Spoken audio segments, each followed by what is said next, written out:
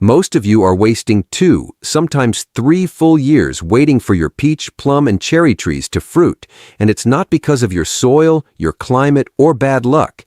It's because of one training mistake almost every backyard grower makes in the first 12 months, and I'm going to show you exactly how I fixed it and got fruit on my trees years ahead of schedule. Before I get into it, if you want serious, practical peach, plum, and cherry growing tips every single week, tips that actually come from dirt under the fingernails experience and not some garden center pamphlet, make sure you hit that subscribe button right now.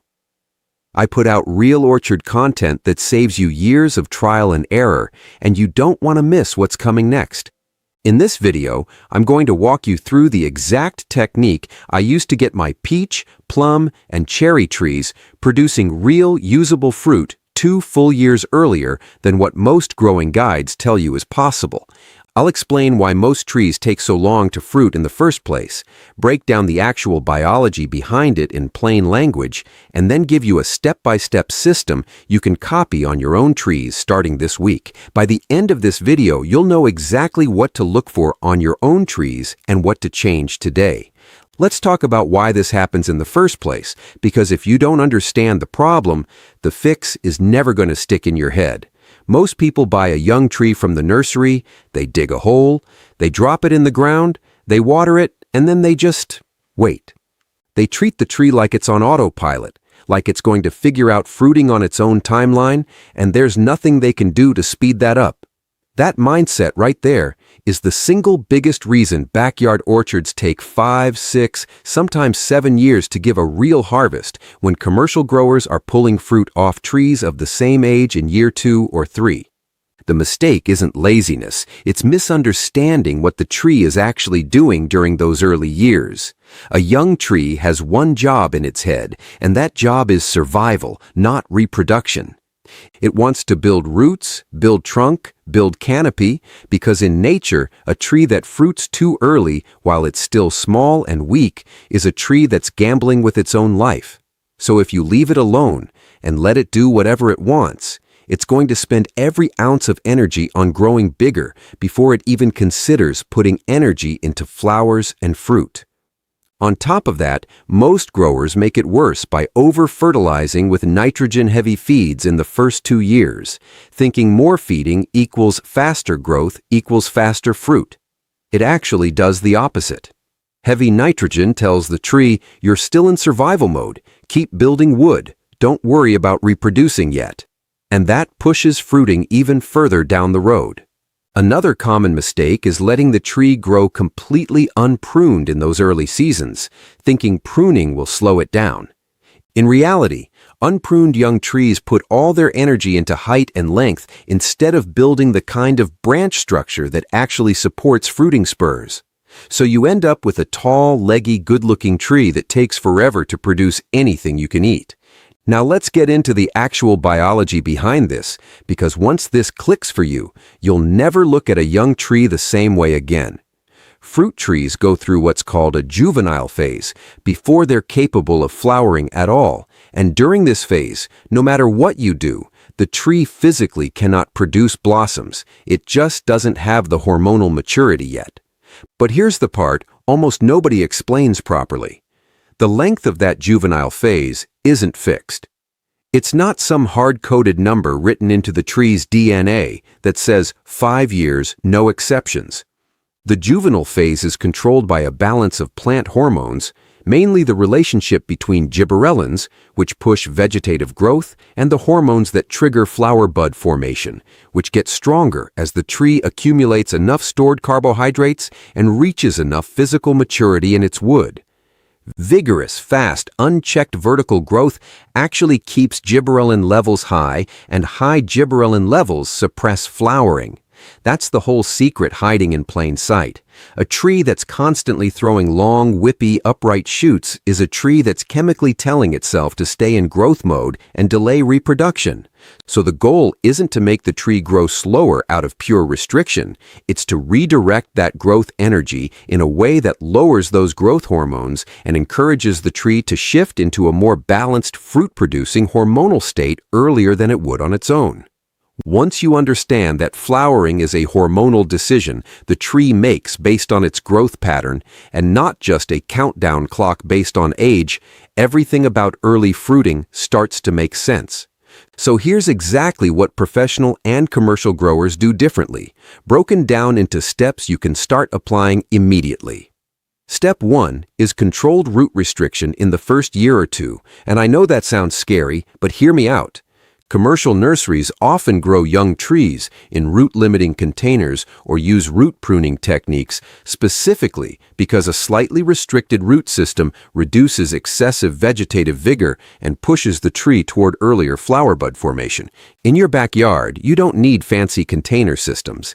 You can simulate this by root pruning a young tree in late winter, taking a sharp spade and cutting a clean vertical slice about 12 to 18 inches from the trunk on 2 or 3 sides, severing some of the outer feeder roots.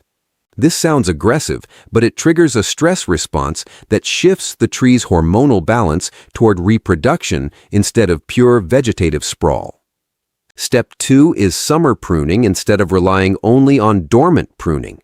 Most beginners only prune in winter, which actually stimulates even more vigorous regrowth come spring. Professional growers do the bulk of their formative pruning during the growing season, typically mid-summer, cutting back vigorous upright shoots by about a third once they've hardened off slightly. This summer, pruning reduces the leaf area that's producing those growth hormones and forces the tree to redirect stored energy into shorter, stockier growth that's far more likely to set flower buds the following season. Step 3 is branch bending, and this is honestly one of the most underused tricks in home orcharding. When you take a vigorous upright branch and gently bend it down to somewhere between 45 and 90 degrees from vertical, tying it in place with soft ties or weights, you dramatically change the hormone flow inside that branch. Vertical growth favors vegetative hormones, but horizontal or downward angled branches favor the hormones that trigger flower bud development. This single technique alone can shave a full year or more off the time it takes a branch to start fruiting, and commercial orchards use this constantly on young trees. It's not some backyard hack, it's standard professional practice. Step 4 is controlled feeding, meaning you deliberately back off nitrogen after the first year of establishment and shift toward a feeding program higher in phosphorus and potassium, especially heading into the tree's second and third growing seasons. Phosphorus supports root and flower development, potassium supports fruit quality and overall stress tolerance, and cutting back on nitrogen removes that keep growing, don't flower signal that heavy nitrogen sends. Step 5 is deliberate, mild stress management through controlled deficit irrigation during specific windows, particularly in mid to late summer. Trees that experience a short, controlled period of mild water stress after their main growth flush often respond by shifting resources toward flower bud initiation for the following year. Because on a biological level, mild stress signals the tree that conditions might not always be ideal, so it should hedge its bets by trying to reproduce sooner rather than later. This has to be done carefully, and it's not about neglecting the tree. It's about a short, intentional pullback, not full-on drought stress that damages the tree. Now let me walk you through what this actually looks like on a real tree, the way I'd show you if we were standing in the orchard together. Picture a 2-year-old peach whip, maybe 5 to 6 feet tall, with 3 or 4 vigorous upright shoots coming off the main trunk, all of them growing almost straight up like they're racing each other to the sky. That upright growth pattern is exactly what I want you to learn to spot, because that's the classic sign of a tree stuck in pure vegetative mode. Now watch what happens when I take one of those main lateral shoots and gently bend it down using a soft tie anchored to a stake near the base of the tree, bringing that branch down to about a 60-degree angle instead of standing straight up. You'll notice almost immediately the branch looks different. It looks calmer, less aggressive, and that's not just visual, that's the hormone shift happening in real time. On established 2- and 3-year-old wood, I want you to look closely at the buds along the branch. Pointed, narrow buds sitting flat against the wood are vegetative buds. They're only going to produce leaves and more growth. but rounder, plumper buds that sit slightly away from the branch, almost like tiny swollen dots. Those are your flower buds. And on a tree that's been properly managed with pruning, bending, and feeding adjustments, you'll start seeing these plump flower buds show up on wood that's only 1 or 2 years old instead of waiting for 4 or 5-year-old wood like most untrained trees. When I do my summer pruning demonstration, I'm cutting back to an outward-facing bud, removing about a third of that season's vigorous growth, and I'm doing it in July, not in the dead of winter, because that timing matters more than people realize. On the root pruning side, if you were watching me do this in real time, you'd see me take a flat spade, step on it firmly about 1.5 feet from the trunk, and push straight down about 8 to 10 inches, then pull it back out without turning the soil over. Just a clean severing cut. It looks almost too simple to matter. But that root disruption is doing serious internal work on the tree's hormone balance. Now here's a question I want you to actually answer in the comments, not just scroll past. Out of your peach, plum, or cherry trees right now, which one is still stuck in that tall, upright, all-vegetative growth pattern with zero sign of flower buds? Comment the word "stuck" below, along with the age of that tree, and I'll personally look through and give some of you specific advice based on what you describe, because I read every single comment on these videos. Now let's get into the golden tip, the one thing that most growers, even some experienced ones, completely overlook. Everybody focuses on pruning, bending, and feeding, but almost nobody talks about bud scale timing, and this is the insider detail that separates a tree that fruits in year 3 from a tree that fruits in year 5. When you do your summer pruning, the exact week matters more than most people think. If you prune too early in summer, while the tree still has a huge window of warm growing weather left, it simply regrows aggressively and undoes your work, pushing right back into vegetative mode.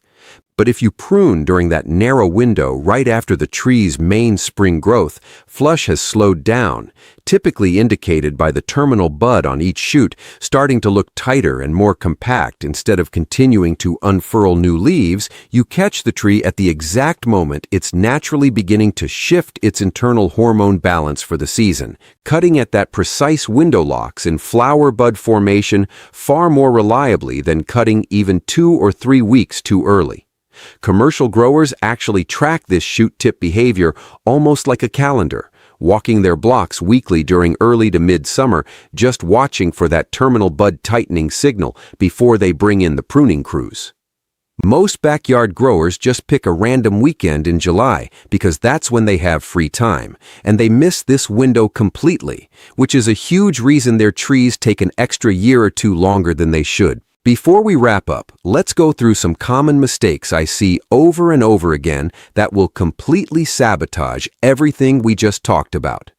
The first mistake is over-fertilizing with high nitrogen lawn fertilizer or generic all-purpose feed out of habit, which keeps pushing the tree back into aggressive vegetative growth right when you're trying to encourage flowering.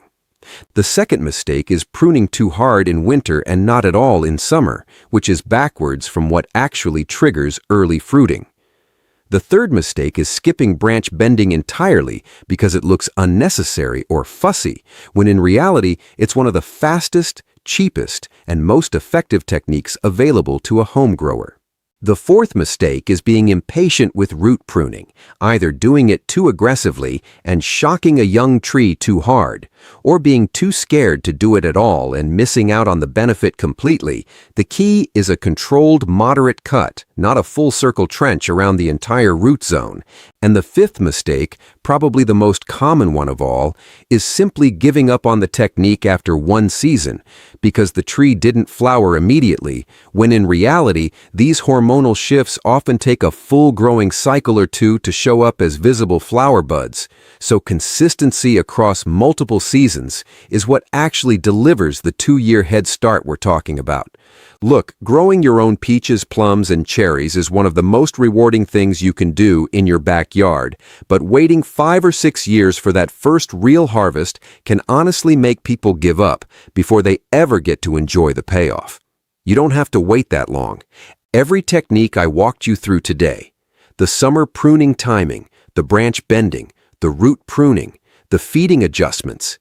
These are things commercial orchards have been using for decades, and there's no reason you can't apply the exact same logic to the trees growing right outside your back door. If this video gave you even one thing you're going to go try this week, do me a favor and subscribe to the channel so you don't miss the follow-up videos where I go even deeper into orchard management, because there's a lot more to cover and I don't want you missing it. In the next video, I'm going to break down exactly how to read your tree's bud development stage by stage, so you know precisely when flowering is coming and how to protect those brand new blossoms from a late frost, which is honestly the single biggest threat to that first early harvest you've worked so hard to get. Go check your trees, look for those upright shoots we talked about today, and I'll see you in the next one.